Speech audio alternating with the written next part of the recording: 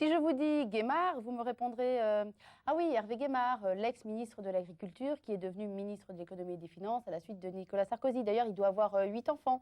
Et là, très heureuse que vous soyez tombée aussi facilement dans mon piège, je vous dirais, eh bien non, il ne s'agit pas de lui, mais vous brûlez. Il s'agit de son épouse, effectivement, mère de 8 enfants, catholique engagée, fille du professeur Lejeune et membre de la fondation du même nom, également présidente de l'Agence française pour les investissements internationaux, et qui trouve encore le temps, de temps à autre, d'écrire un roman à ses heures perdues. On se demande lesquelles. Wonder Woman? Mais non, Clara Guémard, tout simplement. Clara, bonjour. Bonjour. Merci d'être avec nous. C'est vrai que c'est une question qui brûle les lèvres et qu'on vous pose 1000 fois. Eh bien, tant pis, je vous la pose aussi. Mais comment faites-vous, quoi? Vous n'avez pas de pouvoir magique, mais vous avez des solutions miracles, forcément. Non, j'ai aucune solution miracle. Je fais comme tout le monde, je me débrouille comme je peux.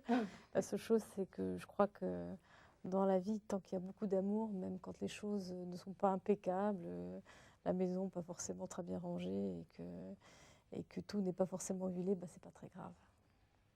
Donc, tout est question d'organisation quand même. Oui, c'est sûr de qu'il faut. délégation, peut-être. Oui, il faut s'organiser, puis il faut faire confiance. Moi, ce que je dis souvent, c'est que en réalité, le métier de mère de famille vous donne des qualités qui sont indispensables à être une bonne professionnelle, quel que soit le métier que vous faites. Parce que regardez bien, quand vous êtes mère de famille, la première chose qui vous préoccupe, c'est de faire que vos enfants soient épanouis et qu'ils développent leurs meilleures qualités. Quand vous dirigez une entreprise ou une société, le talent de votre entreprise, c'est de la façon dont vous allez savoir mettre les gens à la bonne place et pas leur faire faire quelque chose pour lequel ils ne sont pas doués. C'est aussi l'organisation de la famille. Si vous faites tout vous-même et que vous ne déléguez pas vos enfants, le fait qu'ils mettent la table, qu'ils la desservent, qu'ils rangent leur chambre, etc. Donc c'est aussi la façon dont vous organisez. C'est aussi d'anticiper, parce que si vous prévoyez un peu longtemps à l'avance les vacances, les camps d'été, l'organisation de la rentrée scolaire, etc., bah, vous êtes moins débordé. C'est la même chose dans une entreprise. Et puis surtout, il y a une qualité qu'on a quand on est parent, c'est même quand on a tout organisé, on sait toujours que la vie vous dépasse, que la vie vous déborde, et de savoir rester zen dans toutes circonstances. Et Dieu sait que quand on est mère de famille, quand on a un enfant qui part à l'hôpital, qu'il y en a un qui est gravement malade, c'est beaucoup plus angoissant que n'importe quel problème de bilan d'entreprise.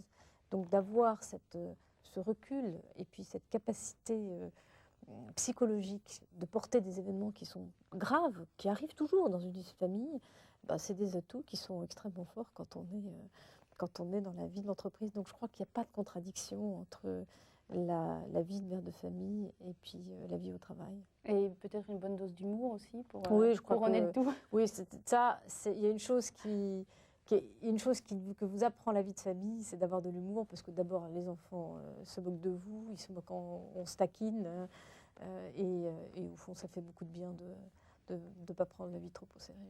Est-ce que le schéma il peut fonctionner en sens inverse, c'est-à-dire qu'on peut aussi, j'aime pas bien ce mot-là, mais tant pis, gérer sa famille comme on gère une PME? Est-ce qu'on peut retrouver en sens inverse Bah, disons que la tendance, oui. C'est-à-dire que je crois que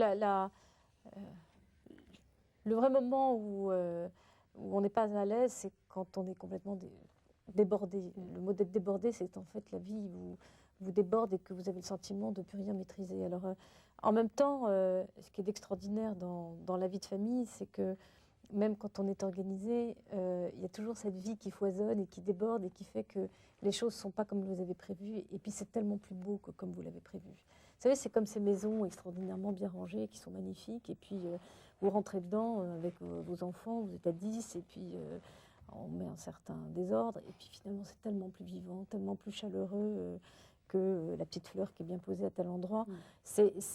Au fond, on se rend compte que ce qui compte, c'est l'âme qu'on met dans les choses qu'on fait. Et puis, il y a surtout une chose que moi je trouve que la vie de famille apporte, c'est que même dans les choses ingrates, les choses qui sont répétitives et qui sont casse-pieds, il faut le dire, à partir du moment où on y met le regard de l'amour, et bien finalement, elles ne sont pas si désagréables à faire. C'est vrai qu'on fait des tas de choses ennuyeuses dans l'existence, répétitives, mais quand on les fait parce qu'on les fait pour les gens qu'on aime, on s'en rend plus compte, on les fait comme ça. Et dans la vie de dehors, j'allais dire, que ce soit en entreprise, dans les associations, etc., c'est cette attitude ouverte sur les autres, ouverte sur le monde, qui fait que finalement, on voit sans doute la vie d'une façon un peu plus positive que beaucoup d'autres. Je précisais en introduction, vous étiez présidente de l'AF2I, l'Agence française pour les investissements internationaux.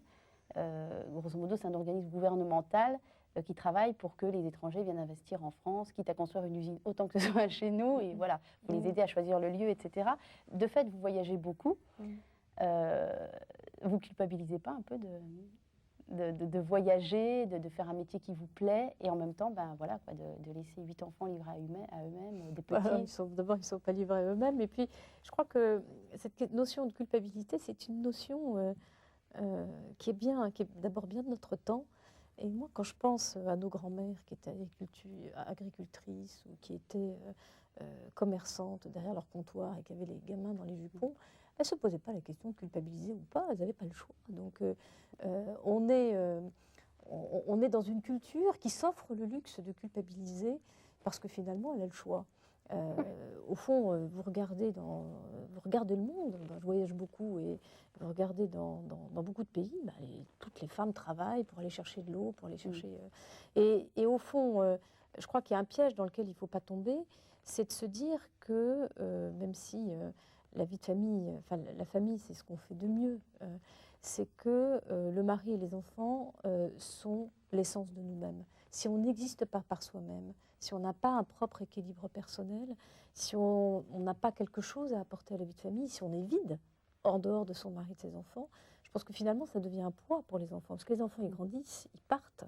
Et s'ils ont le sentiment que leur mère est complètement dépendante d'eux, ce n'est pas un service qu'on leur apporte. Alors, je ne vous dis pas qu'il faut forcément voyager, faire plein de choses, etc. Ce n'est pas ça que je veux dire. C'est que ce qui est important, c'est d'être une personne complète. Et on est complète parce qu'on se nourrit soi-même et parce que les autres vous apportent, mais pas cette culture du sacrifice complet, complètement dédié. En fait, c'est un faux piège et puis ça crée des aigreurs. Donc moi, j'essaye de faire ce que je peux. Je suis sans doute loin d'être une mère parfaite. On n'est jamais des parents parfaits. Mais en tout cas, ce que je crois, c'est que les enfants voient que je suis épanouie, que je suis heureuse et qu'au fond, c'est peut-être la meilleure chose que je peux leur apporter. Merci beaucoup, Clara Guémard. Avec ses 4 frères et sœurs, elle a vécu son enfance au rythme de la vie de son père. Être la fille du professeur Lejeune est une occupation à plein temps et pas toujours des plus agréables quand le dit professeur défend ses idées avec conviction et se fait insulter sur les murs de la ville. Voilà qui vous fait sortir de l'enfance brutalement. Cette enfance, nous allons l'évoquer avec vous. Clara Guémard, c'est vrai qu'être la fille d'eux, c'est à la fois un sacerdoce et presque un péché originel aussi. Oui, on peut dire ça comme ça, mais moi, je n'ai pas du tout vécu de cette façon-là. J'ai eu une enfance tout à fait normale avec 2 parents qui s'aimaient. Et je sais que j'ai été conçue par amour. Et puis, j'ai eu une enfance entourée d'énormément de tendresse. Donc, je n'ai pas vécu cela comme étant la fille d'un professeur très controversé. Alors, c'est vrai que les choses sont venues brutalement dans notre vie parce que mon père a été très attaqué, mais je veux dire que je l'ai compris plus tard. Je l'ai compris beaucoup plus à l'âge adulte que lorsque j'étais enfant, puisque quand j'étais enfant, c'était une vie tout à fait normale. Ça doit être traumatisant quand même de voir le jeune assassin sur un mur quand vous aviez quoi, 12 J'avais 12 ans. C'était surtout traumatisant parce que j'ai cru que c'était vrai. C'est-à-dire qu'il y avait marqué, il y avait marqué il faut tuer le jeune et ses petits monstres. Et moi, j'ai eu très peur parce que je me suis dit qu'on voulait assassiner mon papa. C'est ça qui m'a fait peur. Et à la limite, je ne me suis même pas demandé pourquoi, mais c'est cette peur incroyable de se dire qu'il y en a qui lui veulent du mal. Et c'est vrai que comme lui, il voyageait beaucoup, il faisait pas mal de conférences, j'avais toujours peur qu'il ne revienne pas. Donc c'est plus cette inquiétude fondamentale, essentielle de petite fille qu'on peut avoir en se disant il y en a qui en veulent du mal à mon père et pourquoi. Et sans comprendre les idées pour lesquelles il se battait, vous étiez un peu au courant de ce combat? Bien sûr, contre l'avortement on était au courant de ce combat, mais j'allais dire, il venait d'une façon totalement différente que celui qui était présenté d'une façon idéologique, parce qu'un jour, mon père est rentré à la maison et il était rentré un peu tard. Il rentrait tous les midis et tous les soirs à manger à la maison. Donc moi, j'ai eu un père qui était là le matin, le midi et le soir.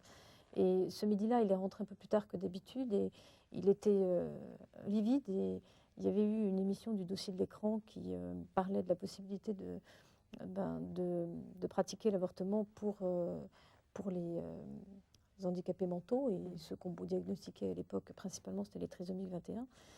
Et il y a un petit garçon qui est arrivé dans sa salle d'attente, dans sa consultation, qui avait 11 ans et qui pleurait. Et qui lui a sauté au cou en lui disant: on veut nous tuer, il faut que tu nous défendes. Et c'est à ce moment-là qu'il s'est dit: mais moi qui suis leur médecin, moi qui suis celui qui ai trouvé la cause de la maladie et dont toute ma vie est dédiée à les guérir, si je ne les défends pas, je suis un salaud. Donc c'était beaucoup plus parce qu'il avait des visages devant lui, parce qu'il avait des enfants qu'il connaissait par le prénom. Il avait une consultation avec 5000 patients dont il connaissait chacun par le prénom, qui s'est lancé dans la bataille. C'est ça le vrai fondement, c'est pas simplement, c'était son côté médecin, le fait que c'était des enfants qu'il connaissait, qui l'apportaient à dire à haute voix ce qu'il pensait au fond de son cœur. Alors pour revenir à la petite Clara, elle avait quel caractère cette petite fille? Je ne m'en souviens pas très bien, à vrai dire, mais je crois assez différent de ce que je suis devenue à l'âge adulte. Parce que j'étais une petite fille très réfléchie, assez solitaire et un peu perdue dans les rêves, pas très concrète. Et la vie m'a obligée à être assez pratique, assez organisée. Donc je vais dire que j'ai un peu lutté contre mon propre tempérament pour faire que la vie que je mène soit possible. Mmh. Votre enfance, ce sont aussi les vacances au Danemark. Oui.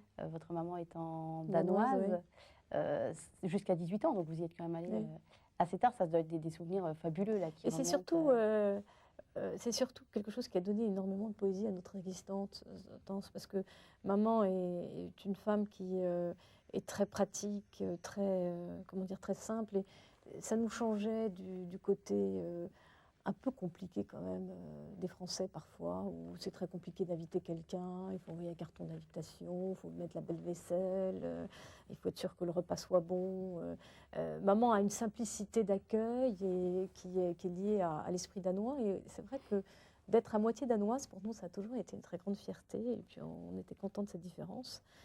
Et puis le Danemark, c'est la nature, c'est une approche plus charnelle des choses, qui fait du bien. Quand on a des références fortes dès l'enfance, avec un père qui a quand même une stature, on arrive à trouver sa propre voie quand même? Mais détrompez-vous, mon père ne nous a jamais rien imposé, on n'avait jamais de cours de morale à la maison. Moi, je me souviens que le grand souci de notre père, c'était qu'on ait de la liberté de l'esprit. Moi, je me souviens très bien de ma sœur qui défendait d'arrache-pied le fait qu'elle trouvait que Robespierre était un type génial.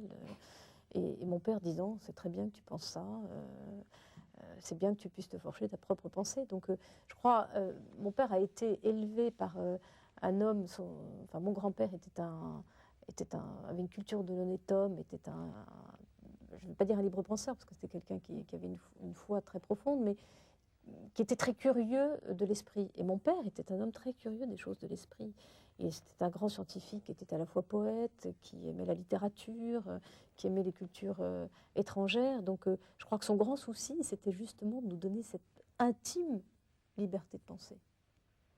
Alors votre papa, il avait une jolie manie qui était de tailler des disonniers dans du buis. Et vous avez la gentillesse d'amener pour nous un de ces disonniers. C'est un objet émouvant pour vous? Oui, je ne sais pas si c'était une manie, je pense que c'était plutôt... C'était un très grand bricoleur. Il avait un côté professeur de Nimbus.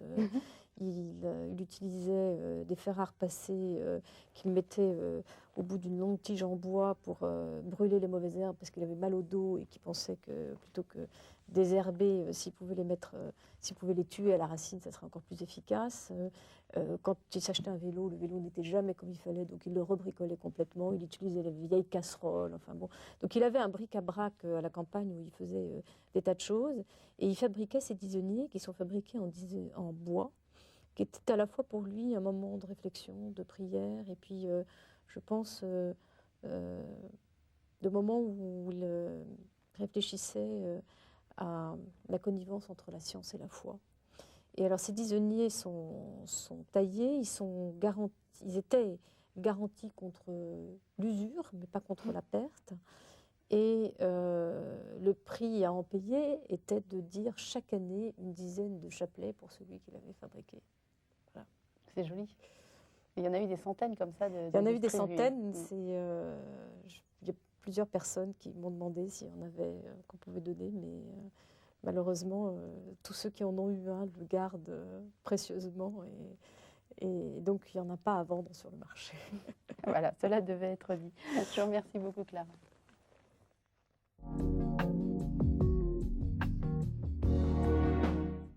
Deux jours avant sa mort, son père, le professeur Lejeune, a légué à sa famille deux paroles très fortes. Je n'ai jamais trahi ma foi et, s'il y a un seul témoignage que je peux vous laisser, c'est que nous sommes dans la main de Dieu. Je ne peux pas vous donner de détails, mais je l'ai vérifié en plusieurs circonstances. Clara Guémard, avec un tel témoignage de foi et d'espérance, c'est difficile de ne pas être croyante. Oui, je ne sais pas si c'est quelque chose qu'on a en soi ou si ça vient de l'éducation. Je pense que c'est un petit peu des deux. Je pense moi, très profondément, je suis à la fois croyante et non croyante. Allons bon. C'est-à-dire que j'ai en permanence la foi et le doute. Et je crois qu'on est fondamentalement des êtres pétris de contradictions. En tout cas, jamais la certitude. J'ai au fond de moi une certitude que Dieu existe et en même temps un doute permanent de sa réalité. Donc, Mais la foi n'est pas de l'ordre de la certitude, elle est de l'ordre de la confiance. Oui, c'est de la confiance, mais pas seulement, parce que je crois que, au fond, je crois que la foi, ça ressemble un peu au monde dans lequel on vit. C'est-à-dire que le monde dans lequel on vit, c'est un monde qui est plein d'espérance, plein de possibles, plein de, je veux dire, de nouveautés, d'ouverture. Et c'est en même temps un monde qui fait terriblement peur, parce qu'il peut s'y passer des tas de choses, il s'y passe des tas de choses dramatiques. Et moi, je vis un peu la foi comme le monde d'aujourd'hui, c'est-à-dire ce noir et blanc qui est toujours en contraste. Je pense que le monde de la foi, c'est justement un monde qui n'est pas gris. C'est un monde où on est soit dans le doute, soit dans la confiance. Mais la confiance, c'est des moments, c'est pas à tout moment. Ça veut dire que vous avez connu des vraies crises de foi ? Je ne sais pas si c'est des crises, je ne peux pas dire ça.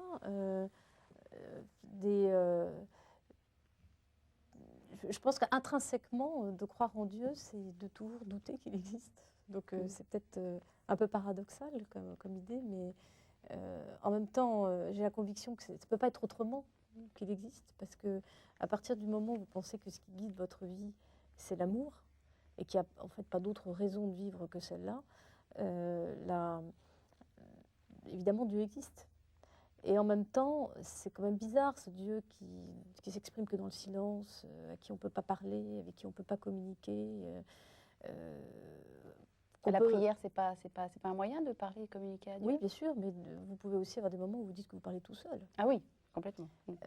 Et puis, et que vous pouvez échanger, mais que sur un mode intellectuel, avec des mots, avec quelqu'un d'autre. Quand un prêtre fait une homélie, il va vous transmettre des mots qui vont peut-être vous parler et faire vibrer votre cœur, mais c'est un dialogue qui est complètement dans le silence, en réalité. Et ça, dans le monde bruyant tel que le nôtre, c'est pas toujours facilement perceptible. Donc c'est pour ça que moi, je suis un être d'action, mais en même temps, toute mon action, elle est liée à la contemplation. C'est-à-dire que je pense que fondamentalement un être de méditation plus que d'action, même si en apparence. C'est votre manière de la nourrir cette fois, c'est d'être en méditation, en prière ou... C'est-à-dire que j'ai du mal à faire quelque chose s'il n'y a pas de sens derrière. Accomplir, m'agiter pour m'agiter, j'y arrive pas. Il faut que ce que je vais faire ait un sens, et un sens évidemment par rapport à Dieu. Oui, que ce ne soit pas juste de l'agitation, mais une avancée qui se passe. C'est-à-dire que même, par exemple, dans mon métier, quand je travaille avec des collaborateurs, ce qui compte pour moi beaucoup plus que le sujet que je vais essayer de réaliser, c'est la relation avec le collaborateur. C'est-à-dire qu'est-ce qu'on va bâtir ensemble, qu'est-ce qu'on va construire ensemble, à la fois dans la relation qu'on peut avoir l'un avec l'autre, mais dans ce qu'on va créer vis-à-vis d'autrui. Je trouve que c'est beaucoup plus intéressant que d'avoir finalement réussi à faire un beau projet, même si c'est très bien de réussir un beau projet qui va créer des emplois en France. Justement, dans votre parcours professionnel, parce que vous ne l'avez jamais caché, vous étiez catholique, pratiquante, ça vous a créé des problèmes, j'imagine. Oui, bien sûr, mais qu'est-ce que je veux- si on fait les choses en fonction du regard des autres, ça n'a pas d'intérêt. On fait les choses parce qu'on les croit, Mm. parce qu'on les croit bonnes. Mais si vous attendez toujours le regard de la critique avant d'agir, on ne fait rien. Et cette fois, vous avez réussi, enfin, je ne sais pas s'il faut réussir ou pas, mais à la transmettre à vos 8 enfants. Enfin, Je crois que pour le coup, là, j'ai un peu la même éducation qu'avait mon père, c'est-à-dire une très grande pudeur. Mhm. C'est-à-dire que, bien sûr, on transmet la foi, mais je ne suis pas sûre qu'on n'en parle pas beaucoup. Plus par contagion, enfin par, je ne sais pas comment dire, Je ne sais pas. par l'exemple. C'est eux qui l'apporteront eux-mêmes. C'est sûr que je pense que c'est une chance extraordinaire de pouvoir leur transmettre ça. Mais en même temps, ce n'est pas un sujet qu'on aborde beaucoup. Frontalement. Mais c'est vrai que je n'ai pas été éduquée dans une famille où on parlait beaucoup de la foi. Mais il y a les baptêmes, il y a les communions, les Ah oui, bien confirmations sûr, quand même. il y a, Donc, ce il sont y a des le rythme, occasions. il y a la vie, il y a la Ouais. vie, il y a la vie tout court qui est rythmée par les événements religieux. Mais je pense qu'ils le portent en eux et bon, c'est un cadeau extraordinaire, mais c'est aussi quelque chose qui leur appartient. Est-ce que la foi vous rend libre? Bien sûr, c'est la vraie liberté, c'est la seule liberté. Mm. C'est la seule liberté parce que ça vous donne une audace extraordinaire, vous êtes capable de tout. Quand vous croyez, quand vous espérez dans l'amour absolu, quand vous sentez que Dieu veille sur vous, tout est possible, rien ne vous arrête. Donc bien sûr, c'est la seule vraie liberté. Voilà. Et la foi, vous me disiez en préparant l'émission que la foi n'est pas raisonnable. Oui, ça c'est vraiment une leçon que j'ai apprise. Et c'est un de mes amis qui a perdu une de ses filles, qui m'a écrit ça au moment de la naissance de ma première fille. Il m'a dit, tu sais que Philotée, oui. Il m'a dit, tu sais Clara, la seule chose qui est raisonnable, c'est d'aimer ton enfant sans raison. Et je crois que c'est tellement vrai. On est tout le temps raisonnable, on est toujours calculé, il faut toujours faire les choses bien comme il faut. Et au fond, l'insolence extraordinaire de la foi et de Jésus, c'est justement de ne respecter aucune règle, de ne respecter aucun critère, aucune norme, des choses comme il faut, etc. Quand vous regardez les grands saints comme Sainte Thérèse d'Avila ou même Mère Teresa et tout ça, ils ont balayé tous les principes. Elles en ont une cure des gens raisonnables et comme il faut. Ouais. Et au fond, alors bien sûr, il y a des gens qui jugent mal, il y a des gens qui critiquent parce qu'on ne respecte pas ceci, parce qu'on ne respecte pas cela. Mais la foi, c'est l'audace ultime et c'est l'ultime liberté. Oui. Merci pour ce beau témoignage, Clara.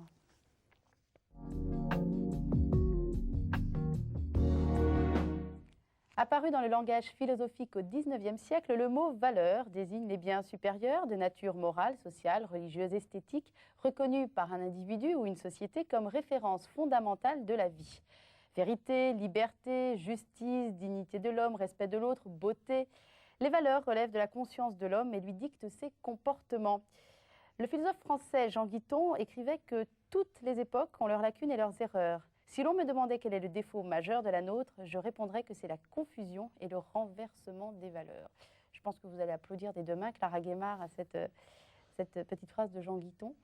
Parce que vous, les valeurs, ce n'est pas un mot qui vous plaît déjà, ce mot-là. Bah, ce n'est pas tellement le mot valeur qui ne me plaît pas, c'est l'utilisation qu'on en fait. Parce que je pense qu'à toutes les époques, il y a eu, peut-être plus maintenant qu'avant, mais il y a eu une confusion, un renversement des valeurs. J'ai souvent une discussion avec mon mari sur une valeur qui est très reconnue par les hommes, qui est celle de l'honneur.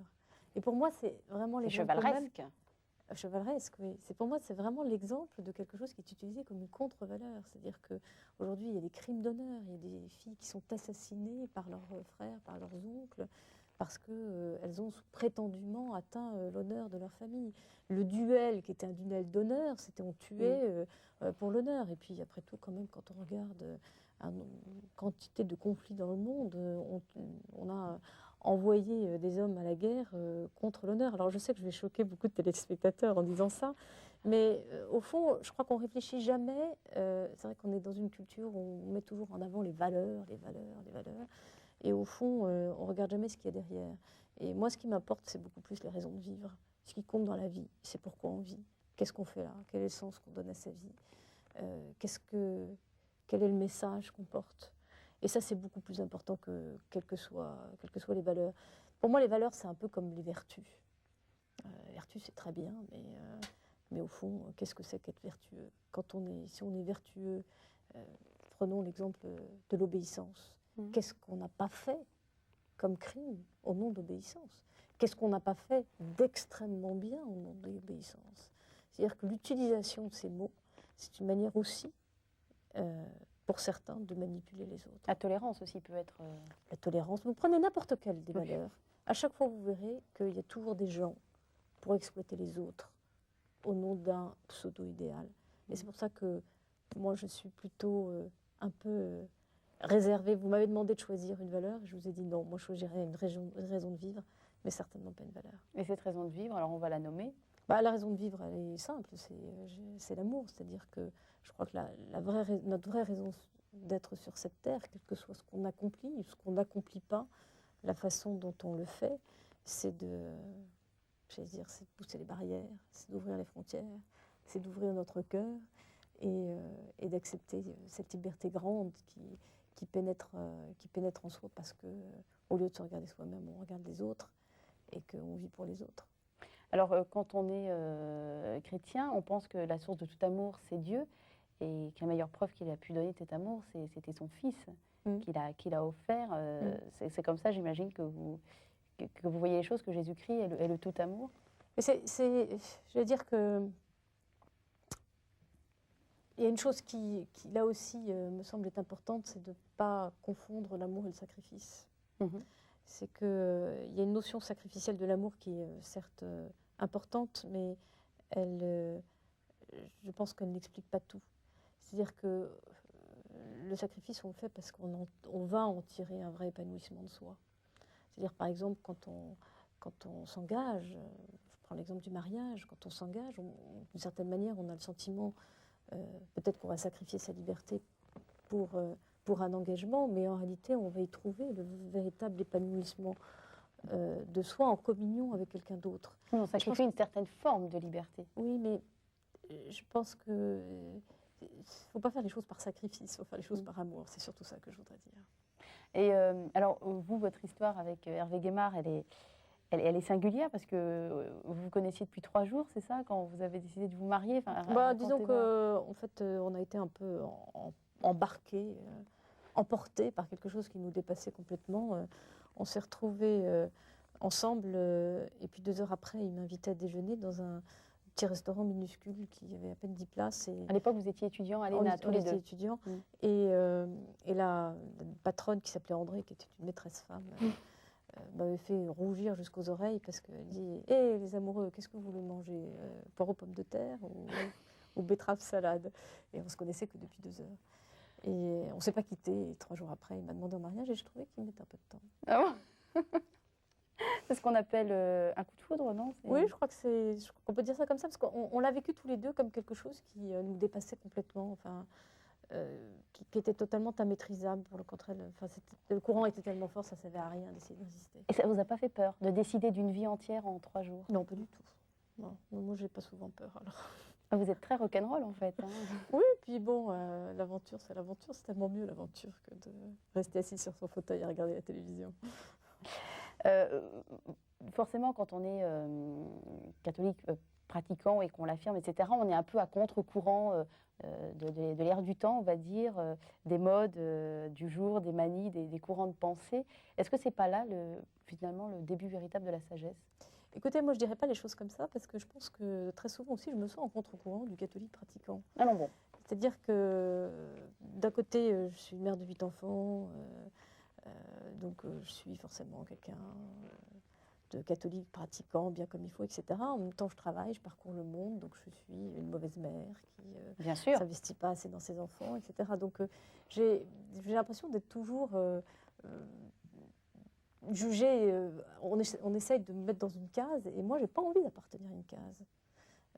Je suis ce que je suis, je demande à personne de faire la même chose que moi, ni de me ressembler, ni de s'identifier à moi, mais de grâce qu'on ne me mette pas dans une case. Je suis, ce qui m'identifie, c'est pas d'être catholique pratiquant, C'est Ni l'épouse d'eux, ni la mère d'eux, ni la fille d'eux. Voilà, je m'appelle Clara. J'essaie de vivre ma vie comme je peux. C'est vrai que j'aime la vie profondément. Une chance énorme parce que j'ai eu le bonheur extraordinaire de rencontrer un homme qui est celui qui me correspond. Et j'espère que je lui corresponds aussi. Qu'on a des enfants merveilleux. Et tous les matins, ça c'est vrai, je rends grâce. Parce que je me dis, mais quelle chance, tous les matins et tous les soirs, je rends grâce. Et puis, je trouve que l'histoire est très jolie parce que mon mari, à chaque fois qu'il s'endort, il défile dans la tête sa femme et ses enfants. Et l'autre soir, Angelico, notre petit dernier, lui a dit, tu sais, papa, je fais comme toi, moi, quand je m'endors, je passe tous mes frères et sœurs et papa et maman dans ma tête. C'est très, très joli, effectivement. Merci beaucoup, Clara. Quand on a grandi à l'ombre du plus fervent défenseur de la vie, quand on a soi-même mis au monde 8 enfants, qu'on a élevé ces 8 enfants, quand on assume plusieurs vies à la fois, oui, on a des choses à dire sur la vie reçue comme cadeau, mais la vie à construire aussi. Petite citation de Théodore Monod. « La vie n'est pas la joie, c'est la tension dans l'effort continu, c'est le labeur physique et le surmenage intellectuel, c'est l'austère accomplissement du quotidien devoir. » Clara Guémard, vous vouliez parler de la vie dans cette conversation. Vous en pensez de quoi, de cette citation de Théodore Monod? Moi, je pense qu'il a en partie raison. C'est-à-dire qu'une vie réussie, une vie accomplie, c'est pas une vie lisse avec que des bonnes choses et jolie petite maison dans la prairie avec un gentil couple et 2 enfants et rien qui se passe. Une vie, c'est une vie qui a forcément cabossé, qui a forcément ses souffrances, qui a forcément ses blessures. Et au fond, toutes ces souffrances et ces blessures, elles vous construisent et elles vous permettent d'aller de l'avant. La vraie question, c'est comment on accepte ces souffrances. La seule vraie question face à la vie, c'est est-ce qu'on accepte ou on n'accepte pas la vie telle qu'elle est, telle qu'elle vient. Et c'est cette façon-là dont on se construit. Il y a une sorte de quoi, de lâcher prise peut-être face aux événements Oui, très certainement. Je crois que la vie, elle a ce côté extraordinaire que, au fond, on voudrait la diriger et qu'on ne peut jamais la commander. Les choses viennent par surprise, jamais là où on les attend, et elles sont en général plus fortes, plus belles, plus douloureuses que ce qu'on nous-mêmes on est capable d'imaginer. Votre plus grande épreuve, vous, ça a été quoi? Ça dépend ce qu'on appelle épreuve. Parce que je sais que le moment où j'ai eu la plus grande affolement, c'est quand j'ai failli perdre mon fils. Là, j'ai eu vraiment un moment de panique totale où je me disais, je vais me mettre à hurler. Je savais que ça ne servait à rien d'hurler. Mais là, ça a été un moment où j'ai mesuré à quel point cette douleur indicible de perdre son fils. J'ai eu le même sentiment après la naissance de ma fille. Alors, donnez des prénoms parce qu'il y en a quand même 8. Amédée. Amédée, c'était le fils. Amédée, on vivait en Égypte, il a été rapatrié sanitaire, l'avion n'est pas arrivé au bon moment, il n'y avait pas de tente à oxygène, enfin bon, je passe les détails, mais il a vraiment failli mourir d'étouffement, donc ça c'était un moment d'angoisse terrible. Et puis juste après la mort de mon père, qui était un immense chagrin, mais c'était un chagrin, j'allais dire, ça va vous paraître étonnant, mais c'était un chagrin propre. C'était un chagrin sans rancœur, sans regret. Et ça rend tellement plus facile le chagrin. Parce que la peine, elle est immense. Moi, j'ai toujours énormément de peine que mon père ne soit pas là. Et en même temps, je suis sûre qu'il est là. Enfin, je le sens très présent. Mais c'est comme une plaie qui est saine, si vous voulez. Elle n'a pas de boursouflure, etc. Parce qu'il n'y a pas l'angoisse de se dire qu'on ne s'est pas tout dit, qu'on s'était disputé, qu'on a une responsabilité. Il n'y a pas de culpabilité. Et ça rend quand même l'acceptation de la disparition beaucoup plus sereine. Et puis j'ai eu des soucis avec ma fille Faustine, qui donc juste après la naissance juste après la mort de mon père, elle est née 13 jours après et elle a failli disparaître tout de suite. Après, alors là, je me suis dit, ça y est, elle va partir au ciel avec son grand-père. Et là, j'ai eu une angoisse terrible aussi. Je pense que c'est ces moments-là qui sont pour moi les moments les plus douloureux que j'ai vécu. Tout ce qui concerne les enfants, c'est toujours ce qui est le plus dur. Le plus sensible aussi. Ouais. Il y a beaucoup de gens, moi ça me fascine toujours, beaucoup de gens qui pensent vivre et qui en fait ne sont pas réellement vivants. Je ne sais pas si vous le... Oui, bah c'est tout à fait comme vrai. ça. Je ne sais pas s'ils pensent vivre, mais ce qui me frappe, c'est qu'il y a des gens qui sont vivants et puis d'autres qui vivent, mais qui ne sont pas vivants. C'est-à-dire qu'il n'y a pas l'étincelle dans le regard. Il y a beaucoup de gens qui vivent par procuration Mm. et qui attendent. Et au fond, je pense que l'attente, c'est voilà, le pire piège. Parce que bien sûr, il y a une belle attente. Il y a l'attente quand on attend un enfant, il y a une attente quand on attend je sais pas, de se marier, il y a l'attente quand on est jeune et qu'on attend de retrouver l'âme sœur. Ce sont des cheminements. Ça, c'est des belles attentes. Mais il y a beaucoup d'attentes qui sont des attentes passives. Et pendant ce temps-là, on ne vit pas. Et c'est pas vrai qu'on est impuissant. L'attente, c'est souvent le constat ou l'affirmation d'une impuissance. Et en réalité, on n'est jamais impuissant, il y a toujours un chemin. La seule chose, c'est que se dire qu'il y a un chemin, il y a une autoroute qui est tracée, que tout le monde prend. Et peut-être que vous, votre chemin, c'est pas celui-là, c'est une porte qui va dans un chemin détourné, qui n'est pas celui que prend tout le monde, mais qui est pour lui, pour vous, votre lumière et votre chemin. Et moi, ce qui me frappe beaucoup dans l'éducation qu'on reçoit, quand on prend l'école, quand on prend même la société, c'est que forcément, elle crée un moule. Et toute la difficulté, toute l'éclosion de la personne, c'est effectivement de prendre ce tronc commun qui nous permet de communiquer, etc., mais de surtout sortir de ce moule. C'est la seule façon d'être véritablement vivant. C'est de se dire qu'on pousse les portes et les fenêtres et que c'est ça, n'ayez pas peur du Saint-Père. Il ne faut pas avoir peur d'être soi-même. Et je pense que, en tout cas, ce que nous dit profondément notre foi, enfin, ce que nous dit Dieu, c'est la seule chose qu'on nous demande, c'est d'être vraiment nous-mêmes, d'accepter, d'être vraiment soi-même.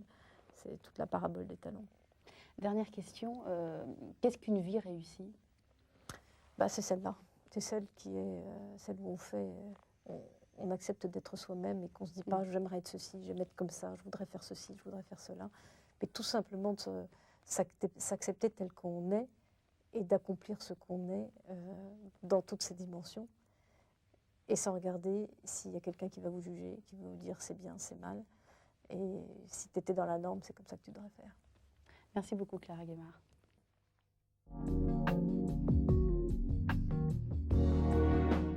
D'un côté, nous avons le journaliste Albert Londres qui nous dit que partir confère de la dignité. C'est un acte que l'on n'accomplit pas avec ses allures de tous les jours. On ne sent plus sur ses épaules le poids du quotidien. Au plus profond de soi, chacun perçoit qu'une naissance se déclare. Et puis, de l'autre côté, nous avons le Chateaubriand qui affirme que l'homme n'a pas besoin de voyager pour s'agrandir. Il porte avec lui l'immensité. Voilà deux regards sur le voyage auquel va venir s'ajouter un troisième regard, le vôtre. Clara Guémard, vous êtes plutôt Albert Londres ou plutôt Chateaubriand? Moi, je ne prétends pas être ni l'un ni l'autre. Dis-moi dans le mode de pensée alors. Non, je crois que c'est Valérie Larbaud qui disait qu'il voyageait dans sa tête. On peut faire les deux. Le voyage, c'est à la fois le voyage qu'on s'imprime avec l'imagination, les histoires qu'on se raconte, les livres qu'on lit, et puis c'est les vrais voyages. Mais c'est vrai que je pense que le voyage, c'est quelque chose qui est essentiel à l'être humain, que ce soit le voyage imaginaire ou que ce soit le voyage réel. Alors moi, j'aime les deux. J'aime lire, j'aime voyager dans des univers qui sont créés par d'autres. Et puis j'aime voyager parce que je suis quelqu'un de profondément curieux. Et profondément nomade aussi. Hein. Oui, le voyage, oui. professionnellement et personnellement parlant, oui, je suis ça fait assez partie nomade. de votre vie. Quoi. Oui. C'est-à-dire qu'au fond, je me rends compte qu'il n'y a pas beaucoup de biens matériels auxquels je suis attachée. Je me suis souvent posé la question, si je devais partir sur le champ, qu'est-ce que j'emmènerais? Et en fait, je ne sais pas. Je ne crois pas que j'emmènerais grand-chose. Peut-être le mari et les enfants? Non, je ne partirai jamais sans mes enfants et ma famille, mais je parlais d'un bien matériel. Oui. Je ne crois pas qu'il y ait quelque chose qui soit totalement essentiel pour que je me sente totalement démunie. Et c'est vrai qu'on a beaucoup voyagé, on a vécu à l'étranger, on a beaucoup déménagé. On est en train de déménager aujourd'hui d'ailleurs. Et au fond, j'étais très contente dans l'endroit où j'habitais. Je serais très contente à l'endroit où on habitera plus tard. Et je crois que les enfants, c'est pareil. Mais le voyage, ce qu'il y a d'extraordinaire, c'est que ça vous apporte un regard différent sur le monde. Ça vous permet à la fois de comprendre ce qui fait l'unité du monde, le fait que chaque être humain vibre avec certaines mêmes choses, et en même temps que les cultures, les langues, les habitudes peuvent être complètement différentes et exprimer ce même besoin intrinsèque avec une manière totalement différente. Donc c'est à la fois la réconciliation du monde et son extraordinaire diversité. Tout dépend aussi ce qu'on appelle voyage. Est-ce que c'est pas plutôt du tourisme? Est-ce que l'exotisme vraiment a encore un sens aujourd'hui? Alors moi, j'ai pas la chance de faire beaucoup de voyages touristiques parce que j'en ai pas le temps. Mais j'ai la chance de faire beaucoup de voyages professionnels puisque mon métier, c'est quand même d'attirer des entreprises étrangères en France. Donc si je veux les attirer, il faut que j'aille les chercher. Ils ne vont pas venir directement. Donc mon métier, c'est quand même d'aller discuter avec certains grands patrons internationaux pour les convaincre de regarder vers la France et puis de leur apporter un service, des informations qui leur permettent de choisir la France plutôt qu'un autre pays. Et donc moi, en fait, mes voyages, c'est des rencontres avec des gens, beaucoup plus que des pays. Je ne fais pas peu de visites touristiques parce que j'ai envie de rentrer le week-end et d'être avec mes enfants. Donc je concentre mes voyages sur la partie utile. Mais tout de même, c'est une nourriture extraordinaire parce qu'on apprend tous les jours et à chaque instant. Et quelle est la vie la plus formidable que celle où vous pouvez apprendre à tout moment? Est-ce qu'il y a un pays qui vous a tellement fasciné que vous pourriez envisager d'y vivre? À chaque fois que je vais quelque part, je me dis finalement, je vivrai très bien là. Donc c'est un peu difficile, mais ici, il y a un pays dont tout le monde parle, mais qui est absolument fascinant, c'est le mot, c'est la Chine. Parce que la Chine est un pays qui dormait et qui se réveille et qui découvre à la fois le miracle du développement économique, qui est une chose très bonne parce que ça apporte du bien-être, et en même temps tous ces mauvais aspects. Donc c'est un lieu d'observation anthropologique, d'observation de société, d'observation en accéléré du monde dans lequel on vit, qui est absolument extraordinaire. Et puis les Chinois sont des gens de théâtre, sont des vrais acteurs, sont des gens qui ont le sens de la comédie, qui sont extrêmement drôles. Et c'est quand même agréable de rencontrer quelqu'un qu'on ne connaît absolument pas, et avec qui vous allez tout de suite pouvoir rire et faire ce jeu de la comédie. Il y a peu de pays qui sont comme ça. Mais c'est pas superficiel? Bon, vous savez, on ne peut pas prétendre connaître les gens intimement dès qu'on arrive quelque part, mais le fait d'avoir ce jeu vous permet d'entrer très vite dans leur mode de pensée, et moi je trouve ça plutôt amusant. Est-ce que vous avez en vous des grands départs inassouvis encore? Des pays qui vous font rêver J'ai des aspirations à temps en temps, une très grande solitude, sans doute parce que je suis très entourée. Et je veux dire qu'il y a un moment que j'aime particulièrement, c'est le moment où je suis dans l'avion. Parce que c'est une espèce de bulle. Il y a personne qui m'appelle. Vous avez des collègues, vous ne partez pas toute seule? Oui, mais quand même, on n'est pas toujours assis côte à côte et tout ça. Et c'est un moment de, comment dire, comme dirait ma belle-mère, on se recentre. Donc j'aime particulièrement ces moments-là. Non, il y a tellement de choses que j'aimerais découvrir. Je vous dis toujours que la vie est trop courte. Il y a des tas d'endroits, des tas de gens à rencontrer. Je ne connais pas du tout l'Amérique latine.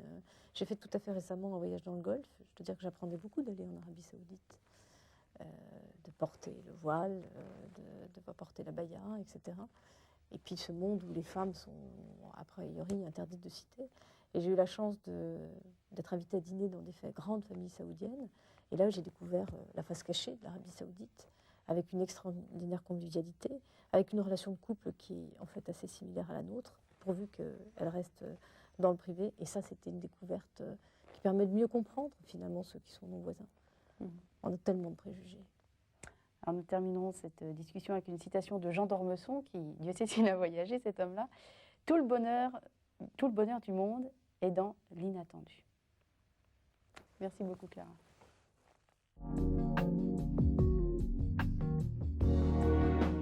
C'est déjà l'heure de la dernière conversation avec vous, Clara Guémard, avec toute une série, cette fois-ci, de questions et de réponses, des questions, voilà, de ci, de là. On va commencer avec cette première question. Qu'est-ce qui vous étonne chez les gens, d'une manière générale? Pas grand-chose, en fait.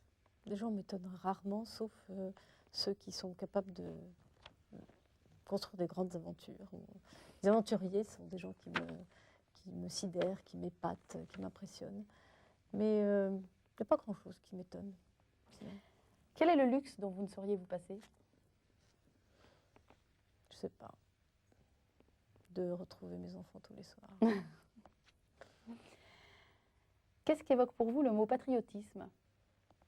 Le patriotisme, c'est quelque chose qui évoque quelque chose de très fort, qui est très bien vu à l'étranger et qui est très mal vu en France. C'est-à-dire que quand vous allez aux États-Unis, dans les pays scandinaves, les gens hissent le drapeau, sont fiers d'être américains, sont fiers d'être danois, fiers d'être anglais. Et nous, on n'est jamais fiers d'être français. C'est quelque chose qui m'étonne. Parce qu'au fond, on devrait être fiers d'être français. Quelle est votre définition du bonheur? Justement, je pense que le bonheur, c'est qu'il n'ait pas de définition. Le bonheur, c'est chacun qui le fabrique. Et il n'est certainement pas le même pour vous, pour moi ou pour celui d'à côté. Quel est le talent que vous aimeriez avoir? Savoir chanter. J'aimerais savoir chanter. Ouais. Parce que vous auriez pu devenir chanteuse? Je sais pas, j'aimerais bien chanter, oui. Avez-vous déjà eu peur de ne pas être à la hauteur? Oui, tout le temps. Tous les jours. Toujours peur de ne pas être à la hauteur. C'est rassurant pour nous alors. Qui ne pourrait-on vous soupçonner d'admirer? Alors, j'ai pas compris la question. Qui ne pourrait-on vous soupçonner d'admirer? C'est-à-dire quelqu'un que j'admire pas du tout. Si, que vous admirez, mais c'est surprenant que vous admiriez cette personne. Ah, d'accord. Quelqu'un que j'admire et ça serait surprenant que je l'admire. On s'y attend pas, quoi. Je n'ai pas tellement d'idées parce qu'il y a beaucoup de gens que je respecte, beaucoup de gens que j'admire, mais pour des raisons complètement différentes. Donc, je sais pas. Alors, qui admirez-vous? Même si on s'y... La liste serait trop longue. Je crois pas. Je crois que la fonction l'admiration, c'est quelque chose qui est intrinsèque à la vie. C'est-à-dire que si on n'admire pas, on ne peut pas aimer la vie. Donc, il y a plein de choses que j'admire. Moi, ce que j'admire, c'est quand je vois dans la rue un enfant qui court vers sa mère et sa mère qui ouvre les bras. Ça me provoque une émotion, une admiration extraordinaire. Parce qu'on sent une intimité extrêmement forte. C'est plus des gens dans des circonstances que j'admire, mais pas forcément quelqu'un en soi global. C'est des actes que certains ont accomplis. Je pense qu'on a beaucoup parlé de la Shoah et des actes de courage qui ont été accomplis. Il y a une histoire qui m'émeut terriblement. C'est un oncle d'une amie qui a vécu ça. Il était fait prisonnier. Et chaque jour, il y avait la prison des femmes et la prison des hommes. Et chaque jour, au hasard, les Allemands prenaient quelqu'un pour le tuer. Et il y a un garçon qui est sorti de la prison et qui a dit à une fille: chantez-moi quelque chose. Il y a une fille qui s'est mise à lui chanter la chanson d'amour de l'époque, qui était Ô mon jeudi fiancé, et qui a évidemment été battue à mort après. Ça j'admire. Je vous ai demandé, Clara, de venir avec un texte qui vous touchait particulièrement. Et vous êtes arrivée avec un texte de Baudelaire. Vous pouvez déjà resituer pourquoi ce texte? En fait, ce texte, d'abord, c'est mon mari qui me l'a fait découvrir. Ça s'appelle Les bienfaits de la lune. Et c'est la splendeur de Baudelaire. C'est-à-dire que c'est à la fois extrêmement sensuel, extrêmement vrai. Ça vous fait... ça fait, vous savez, c'est la contrebasse qu'on a au fond de soi. Ça fait résonner le cœur. Et au fond, ça nous rappelle aussi notre côté un peu absurde, parce qu'on est tous un peu absurdes. On n'est pas très rationnel en réalité. Alors, quelques extraits de ce beau texte de Baudelaire. La lune, qui est le caprice même, regarda par la fenêtre pendant que tu dormais dans ton berceau et se dit: cet enfant me plaît. Et elle descendit moelleusement sur son escalier de nuages et passa sans bruit à travers les vitres. Puis elle s'étendit sur toi avec la tendresse souple d'une mère et elle déposa ses couleurs sur ta face. Tes prunelles en sont restées vertes et tes joues extraordinairement pâles. Tu subiras éternellement l'influence de mon baiser. Tu seras belle à ma manière. Tu aimeras ce que j'aime et ce qui m'aime. L'eau, les nuages, le silence et la nuit, la mer immense et verte, l'eau informe et multiforme, le lieu où tu ne seras pas, l'amant que tu ne connaîtras pas, les fleurs monstrueuses, les parfums qui font délirer, les chats qui se pâment sur les pianos et qui gémissent comme des femmes d'une voix rauque et douce. Et c'est pour cela, maudite chère enfant gâtée, que je suis maintenant couchée à tes pieds, cherchant dans toute ta personne le reflet de la redoutable divinité, de la fatidique marraine, de la nourrice empoisonneuse de tous les lunatiques. Effectivement, un très beau texte. Et c'est bien ça ce que vous disiez, le rythme de la contrebasse, effectivement, Oui. comme vous le disiez. Petite question, encore. Quel est le plus beau compliment que l'on vous ait fait?